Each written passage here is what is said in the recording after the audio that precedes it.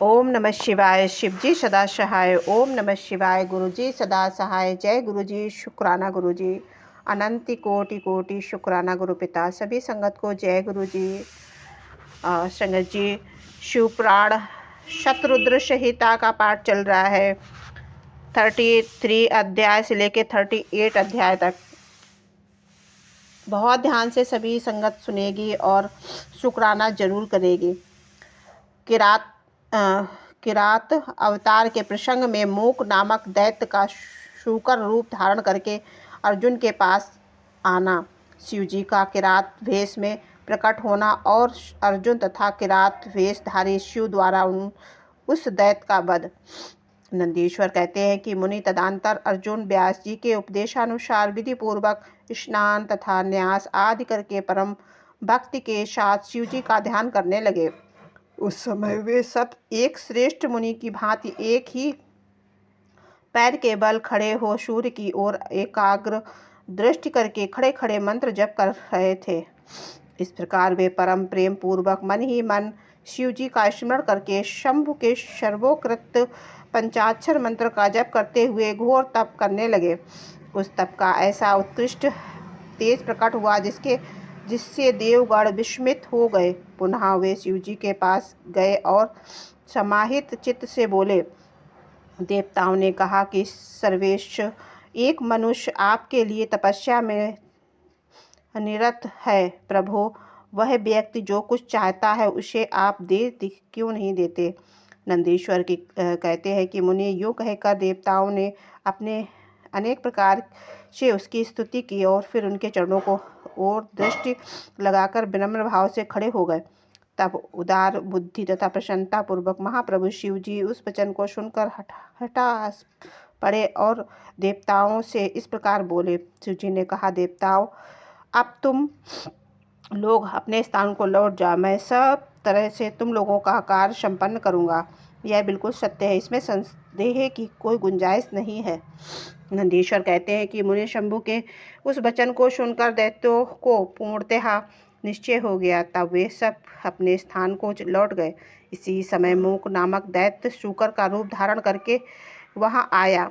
विप्रेंद्र उसे उस समय मायावी दुरात्मा दुर्योधन से अर्जुन के पास भेजा था। वह जहाँ अर्जुन स्थित थे उसी मार्ग में अत्यंत वेगपूर्वक पर्वत शिखरों का खोदता हुआ, पर्वतों को छिन्न भिन्न करता हुआ और अनेक प्रकार के शब्द करता हुआ आया।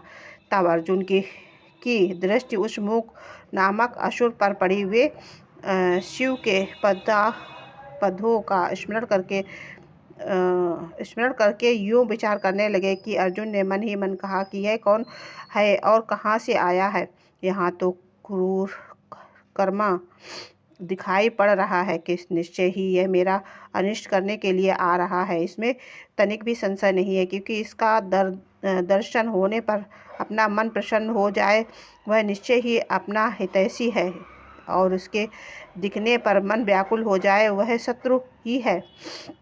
आचार से कुल का, शरीर से भोजन का, वार्तालाप से शास्त्र ज्ञान का और नेत्र से स्नेह का परिचय मिलता है। आकार से, चाल ढाल से, चेष्टा सा, बोलने से तथा नेत्र और मुख से विकार से मन के भीतर भाव जानना। नेत्र 4 प्रकार के कहे गए हैं, उज्ज्वल, सरस और तिरछे और लाल। विद्वानों ने उनका भाव ही पृथक पृथक बताया है। विद्वानों ने इसका भाव भी पृथक पृथक बताया है। नेत्र मित्र का सहयोग होने का, उज्ज्वल पुत्र दर्शन के समय सरस और कामनी के प्राप्त होने पर वक्र और शत्रु के दिख जाने पर लाल हो जाते हैं। इसे देखते ही मेरी सारी इंद्रियां कलुषित हो उठती हैं, अतः यह निसंदेह शत्रु ही है और मार डालने योग्य है। इधर मेरे लिए गुरु जी की आज्ञा भी ऐसी ही, राजन, जो तुम्हें कष्ट देने के लिए उद्यत हो उसे तुम बिना किसी प्रकार का विचार किए अवश्य मार डालना, तथा मैंने इसीलिए आयुध भी तो धारण कर रखा है। यूँ विचार कर अर्जुन बाण का साधक करके वहीं डट कर खड़े हो गए। इसी बीच भक्त वत्सल भगवान शंकर अर्जुन की रक्षा उसकी भक्ति की परीक्षा और उस दैत्य का नाश करने के लिए शीघ्र ही वहां आ पहुंचे।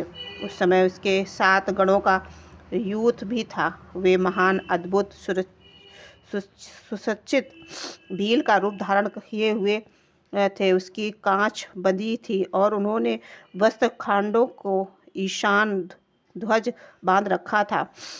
उनके शरीर पर श्वेत धारियां चमक रही थी।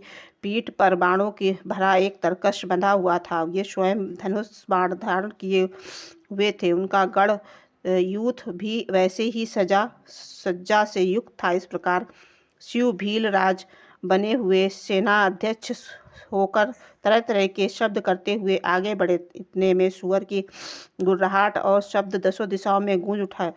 उस शब्द से पर्वत आदि सभी जड़ पदार्थ छन्ना उठे।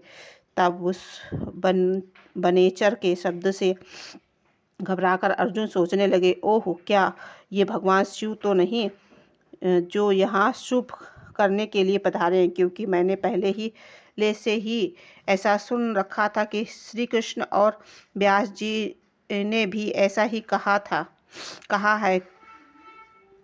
कहा है तथा देवताओं ने भी बारंबार स्मरण करके ऐसी ही घोषणा की है कि शिव जी कल्याणकर्ता और सुखदाता है। वे मुक्ति प्रदान करने के कारण मुक्तिदाता कहे गए हैं। उनका नाम स्मरण करने से मनुष्य को निश्चय ही कल्याण होता है। जो लोग सर्व भाव से उनका भजन करते हैं, वे स्वप्न में भी दुख का दर्शन नहीं होता है। यह कदाचित कुछ दुख आ ही गया है तो उसे कर्म जनित समझना चाहिए। सो भी बहुत सी आशंका होने पर भी थोड़ा होता है, अथवा उसे विशेष रूप से प्रभाद का ही दोष मानना चाहिए। अथवा कभी कभी भगवान शंकर अपनी इच्छा से थोड़ा या अधिक दुख भुगता कर फिर निसंदेह उसे दूर कर देते हैं। वे विष को अमृत और अमृत को विष बना देते हैं। यूं जैसे इनकी इच्छा होती है वैसे ही करते हैं। भला उन समर्थ को कौन मान सकता है? अन्य प्राचीन भक्तों की भी ऐसी ही धारणा है। अतः भावी भक्तों को सदा इसी विचार पर अपने मन को स्थिर रखना चाहिए। लक्ष्मी रहे अथवा चली जाए, मृत्यु आंखों के सामने ही क्यों ना उपस्थित हो जाए, लोग निंदा करें और प्रशंसा, परंतु शिव भक्ति के दुखों का निवारण होता ही है। शंकर अपने भक्तों को, चाहे वे पापी हो या पुरात्मा, सदा सुख देते हैं। यदि कभी ये परीक्षा के लिए भक्त को कष्ट में डाल देते हैं तो अंत में दयालु स्वभाव के होने के कारण ही उनके सुखदाता ही होते हैं। फिर तो वह भक्त उसी प्रकार निर्मल हो जाता है जैसे आग में तपाया हुआ सोना शुद्ध हो जाता है। इसी तरह बातें मैंने पहले भी मुनियों के मुख से सुनी रखी थी। अतः मैं शिव जी का भजन स्मरण करके उसी के उत्तम सुख प्राप्त करूंगा। अर्जुन यो विचार कर ही रहे थे कि तब तक बाण का लक्ष्य भूत वह सुअर वहां आ पहुंचा। उधर शिव जी भी उस सुअर के पीछे लगे हुए दिख पड़े। उस समय उन दोनों के मध्य में वह सूकर अद्भुत शिकार सा दिख रहा था। उसकी बड़ी महिमा भी कही गई है। तब भक्त वत्सल भगवान शंकर अर्जुन की रक्षा के लिए बड़े वेग से आगे बढ़े और इसी समय उन दोनों ने उस सूकर का बाण चलाया।